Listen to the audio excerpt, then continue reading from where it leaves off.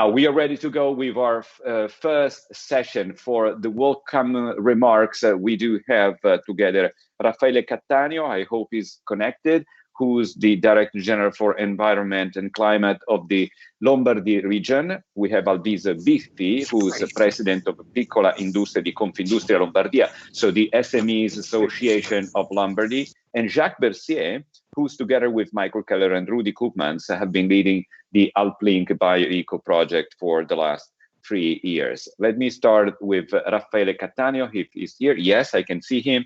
Welcome and buongiorno, Raffaele Cattaneo. Buongiorno, welcome to all of you. Let me just say that I'm not the Director General, I'm the Regional Minister for Environment and Climate Change in Lombardy. Yeah, sorry about that, yeah, sure. Please. So, thank you all of you. It's a pleasure for me to address you some ideas at the beginning of this interesting seminar on AlpLinkBioEco, creating bio-based value in the alpine space. Biomaterial cycles should address the needs of current and future generations. This is the reason, the most important reason, to underline, to focus the importance of the issue we are discussing today. Such needs include food, medicines, construction materials and chemicals, a wide range of consumer goods and energy. And this inevitably leads to links with many other policy areas and issues like agriculture, biodiversity, climate change, consumption patterns, food, and so on. So including my issues, the issues that I politically manage in Lombardy. Actually, the bioeconomy has substantial environmental impacts. The increasing global demand for food, feed, biomaterials, and bioenergy resources could lead to increasing pressure on natural resources and demand-supply conflicts.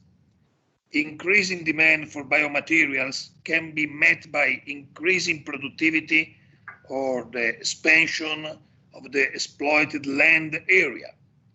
Higher productivity is usually associated with more resource-intensive cultivation, with associated impacts on the quality of soil, of water, of air, as well as biodiversity. On the other hand, expanding farmland and exploited forests occurs to the detriment of natural areas, affecting biodiversity and carbon storage. A good balance could be found.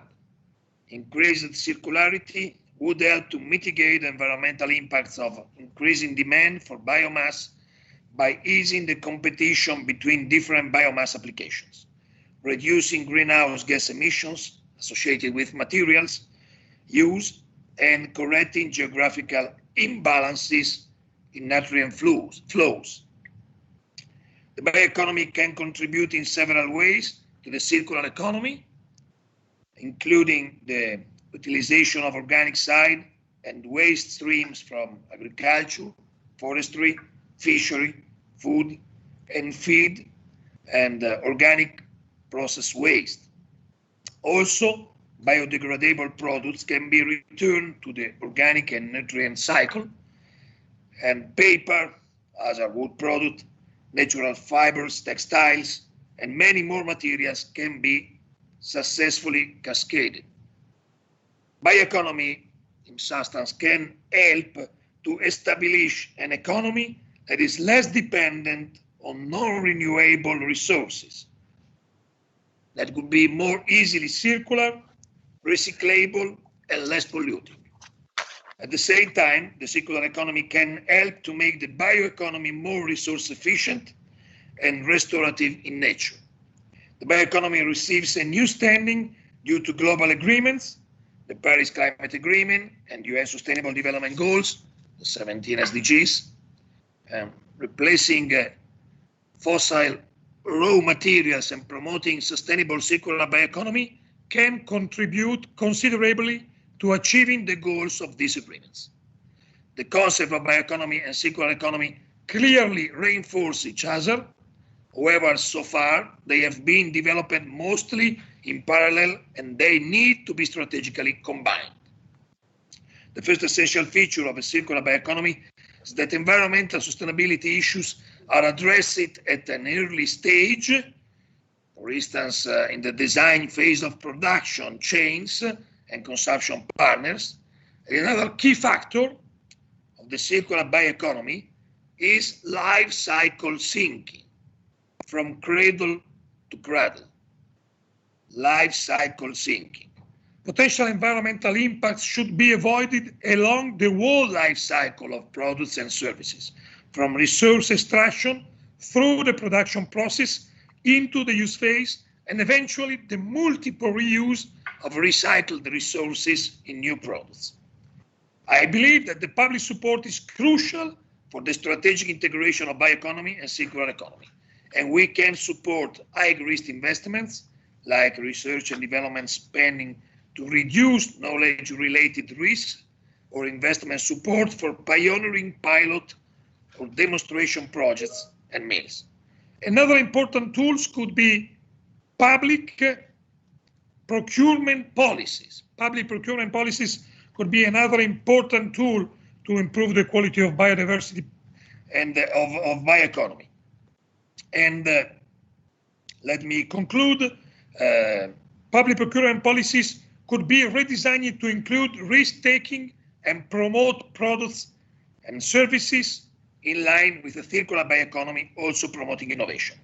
Public support is therefore essential, but on its own, it will never be able to achieve the goal that the bioeconomy and circular economy set for themselves.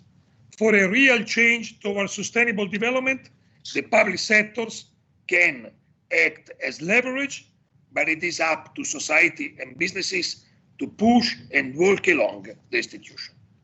Thank you. Let me go back to Minister Raffaele Cattaneo, because I was saying before that this project has been developed across many regions of the alpine space, and bioeconomy has a lot to do with integration, with solutions that maybe in a neighboring region can be adapted in a different region, and of a dialogue. And the first question I received from the audience this morning is, how far would you support cross-regional and cross-national projects? So how important is it to you, this kind of dialogue and coordinating cross-regional projects that AlpLinkBioEco is an example of? Oh, thank you so much for this second question, because it's a political key point. For us, cross-border cooperation, it's a must. And we have experimented how is useful to support this cooperation. And EUS-Alp, the macro-regional strategy for the Alps of the European Commission, is one of the most important frame to implement this kind of cross-border cooperation, concretely implement.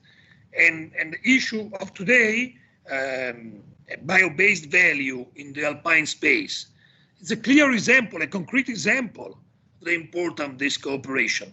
Don't forget that EUS-Alp represents a territory of over 80 million inhabitants and an aggregate domestic product of about 3,000 billions.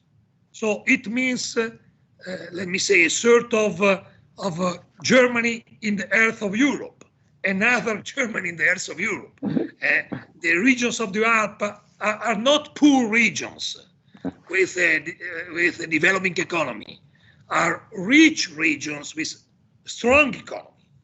And in the field of bio-based economy, it is more important, just to have an idea, observing the bioeconomy in our local dimension among the Italian regions, for example, in Lombardy.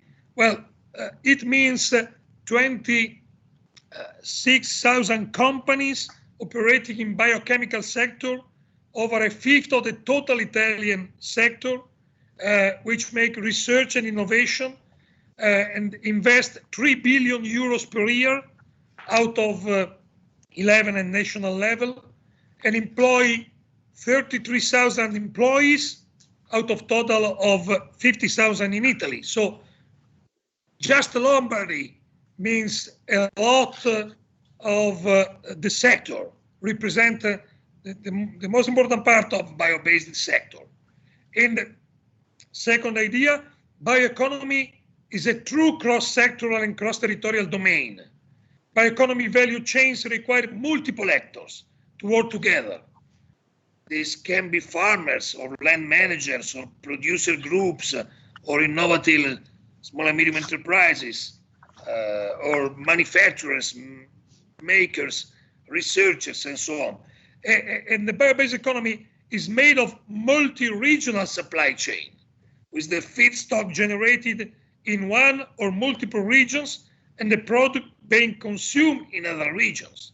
And a multi-regional value chain, besides creating value from a given feedstock, contributes to economic growth of dependent communities by creation of jobs, development of skills and knowledge, and so on. So these are the fields where cross-border cooperation is really fruitful. And it is clear to me that our common role in EUSALP, I had the political responsibility of EUSALP in my region, and we got the presidency 2 years ago. And so I experimented the role, the importance of EUSALP directly. Well, in this field, I appreciate the work done in the framework of AlpLinkBioEco project because it is concrete. It is an example of the concrete possibilities supported by a European strategy. The value chain generator you have developed, for instance, it's a good supporting tool for enterprises, helping them to overcome some first barriers. So what we have to do now, we have to accelerate the scaling of digitalization of bio-based value chains in the Alpine area, because digital tools can help to transform the value chains and make them functional and well-developed, addressing the needs and establishing connection among each actor.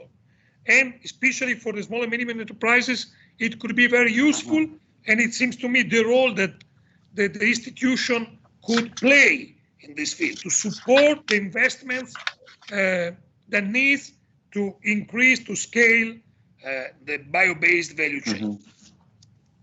All right, so Minister Cattaneo, so I can assume that you're satisfied with the dialogue that you reached with other countries, because sometimes it's not that easy, even though you're neighboring countries or regions, to get to some concrete projects. So this was the case. Yes, it was the case. And don't forget that historically, the Alp chain never been a barrier. It has been a physical barrier, but not a barrier for the cooperation among our people, among the people living in a highland of the Alps. Traditionally, the Alps has been in Europe an osmotic barrier, a possibility to exchange, and not a division. So we have to restore this heritage, to rethink to the Europe in this perspective. And this is precisely the role of the EUSALP macro-regional strategy. Thanks again, Raffaele Cattaneo.